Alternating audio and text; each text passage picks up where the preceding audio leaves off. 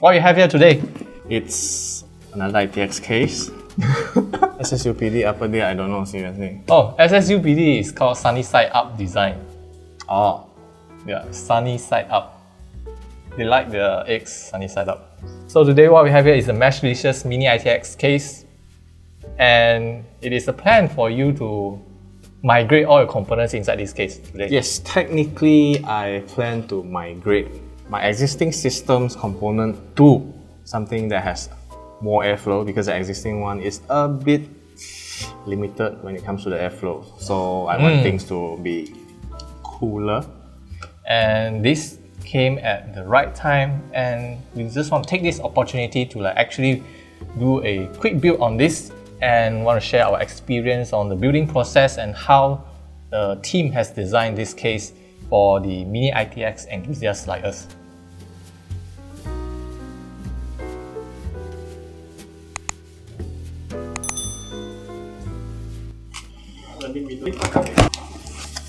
I know we are a bit late at receiving this case, and pretty much most of you guys have already heard and watched all the reviews on the internet since And last even year. build or own it. Yeah, but better late than never. At least we got the case, and gonna see how they can improve, or if you have any plans to build your own ITX system, yeah, maybe you can refer to our experience here as well. It's Wow, very meshy. Okay, so at the first glance, the one we ordered is white full mesh option. So there is other 3 options available, which is black and with tempered glass or without a tempered glass.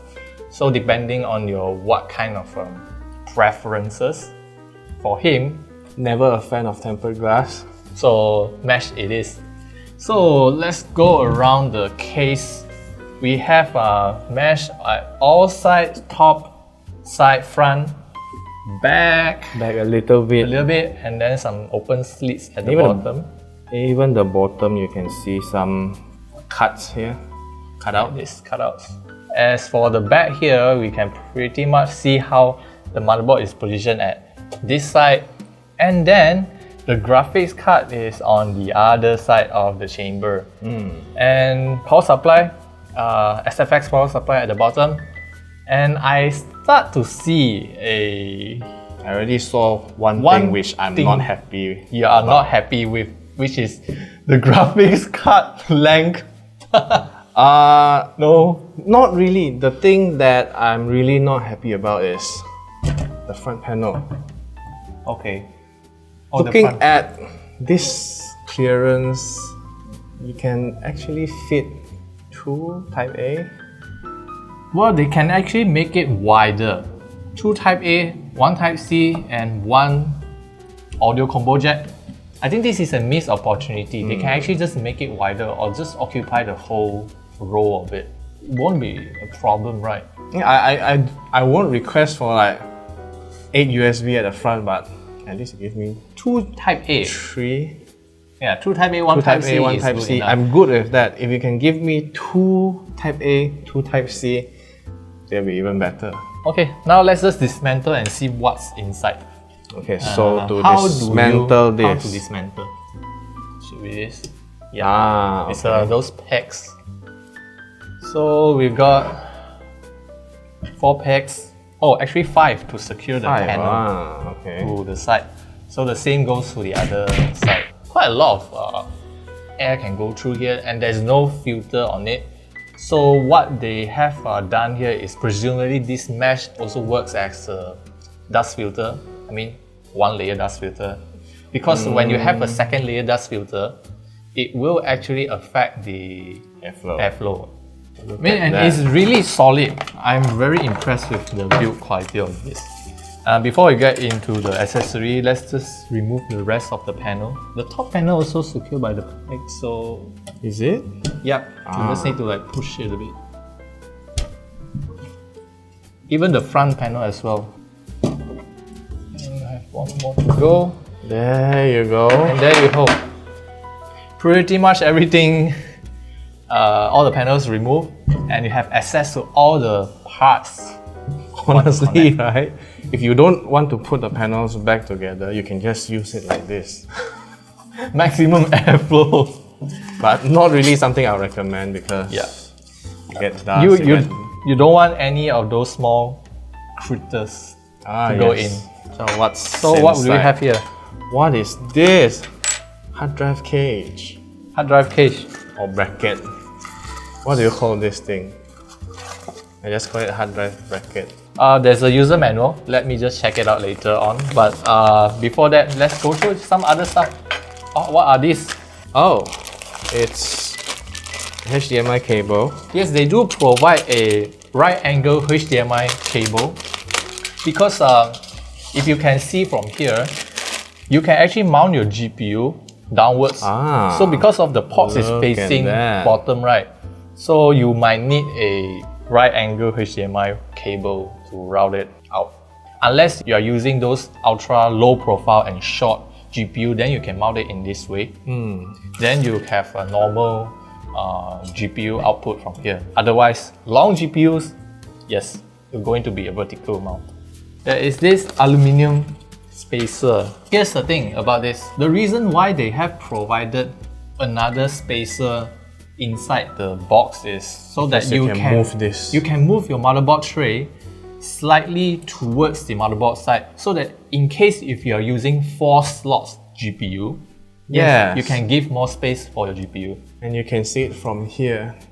You see through this hole. The screw holes, you can actually move it a bit slightly. So it's basically for those who buy a very, very long graphics card. You can see. Yeah. Basically, you just need to swap this spacer with the shorter one, then you can like reduce the space for your motherboard side, get more space for your GPU. Brilliant! Well thought. Brilliant! We got a pack of screws, your components, obviously. all the components and everything.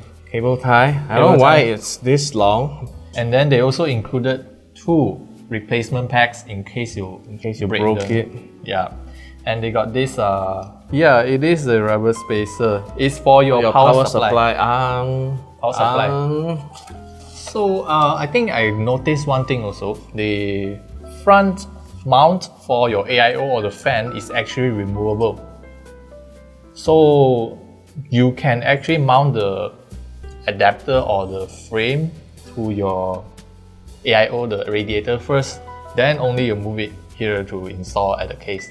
Not sure how well does it translate when it comes to actual application and installation process, but we're gonna try and see. And also, they also included this PCIe riser cable. Can you tell whether is it the PCIe 3 or Gen 3 or Gen 4? Okay, so we pretty much have dismantled all the panels and everything. We can get it started with the build.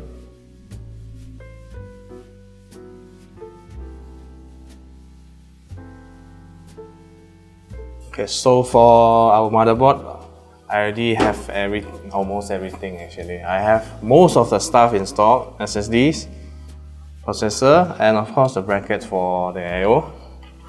Before we install the I/O, we will need thermal paste, of course. So this time, we'll be using this, the Master Gel Pro V2 from Cooler Master.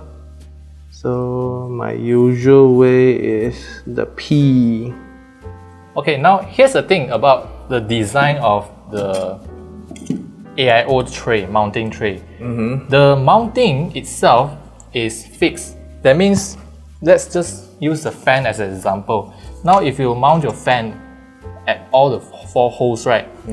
If you want to move the AIO, like slightly adjust the height up and down, right? You are not moving the fan, but you're moving the mounting by itself. So from here I think this design is clever.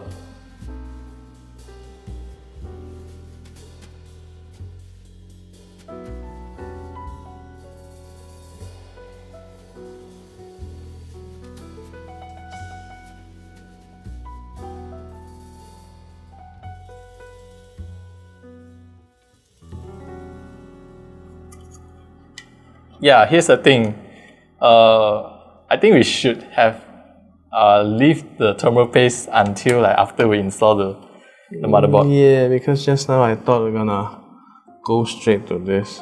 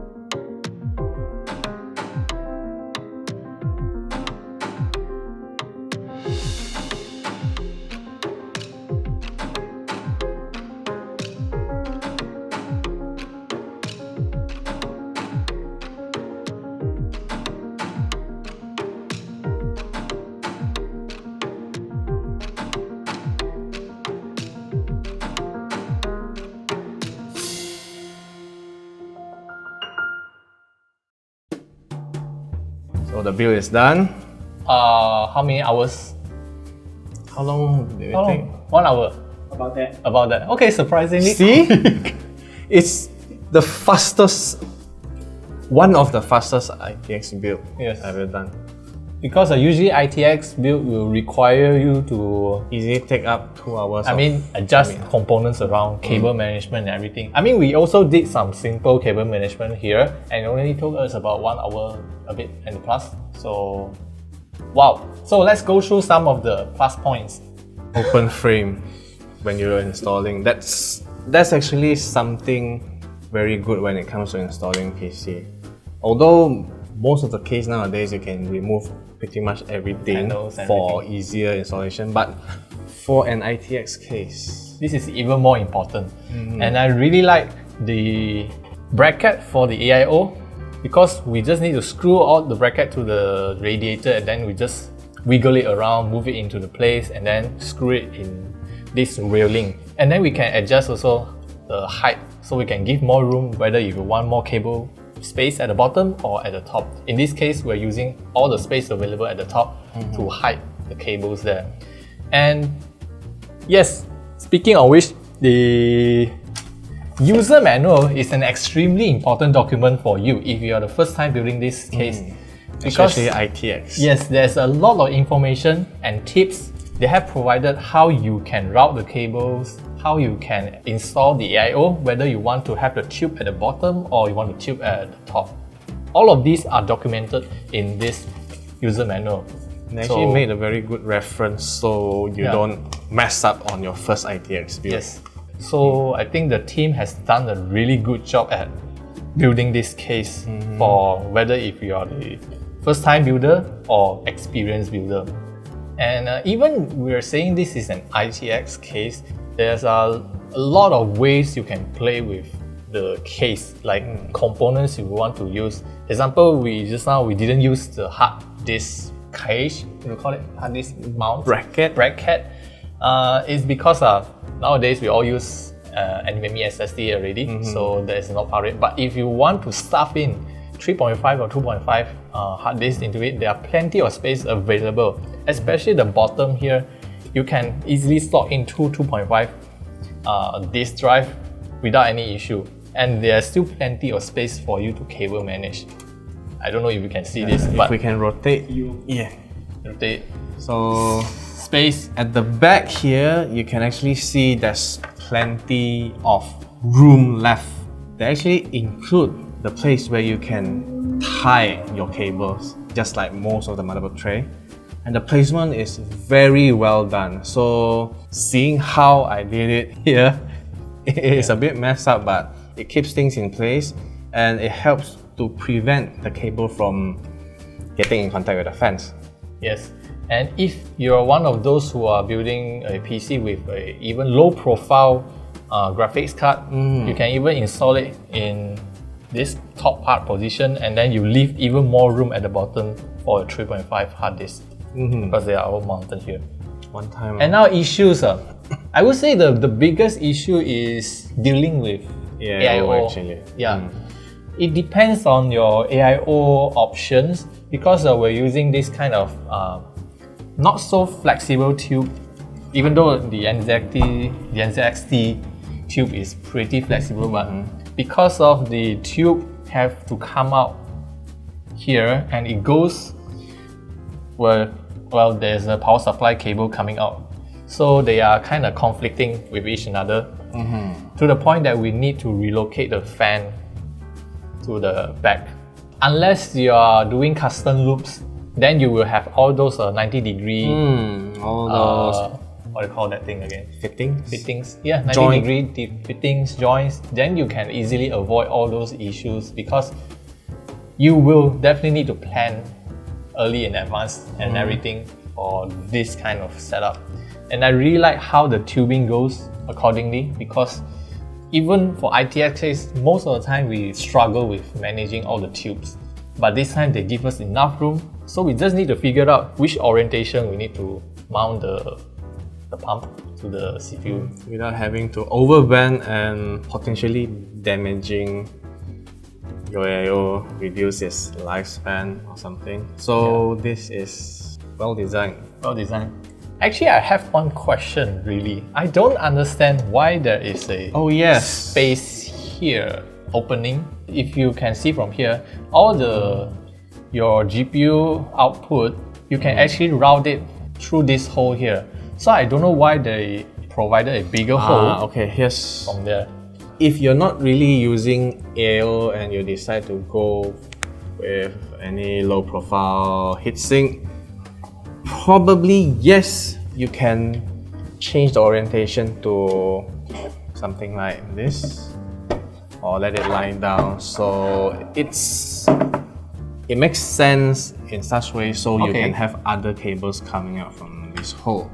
I would recommend if they actually include some cover for it at least. Yeah, otherwise so you won't left with a big hole here, and once in a while if you want to open it for cleaning, you might get new neighbors. Hey, I just moved in. That's not something I want to see when I want to do cleaning for an ITX build.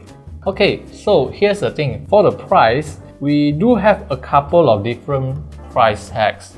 So for this particular model, all mesh is 549, but they do have, for some reason, the tempered glass edition is 519.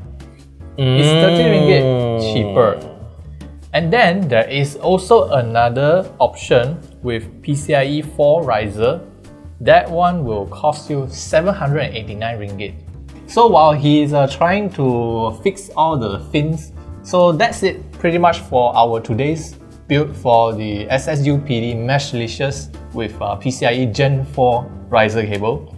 And if you got any questions about this case, and yeah, do leave it down in the comment section below, and we will try to answer them whenever we can. We'll see you guys in the next video.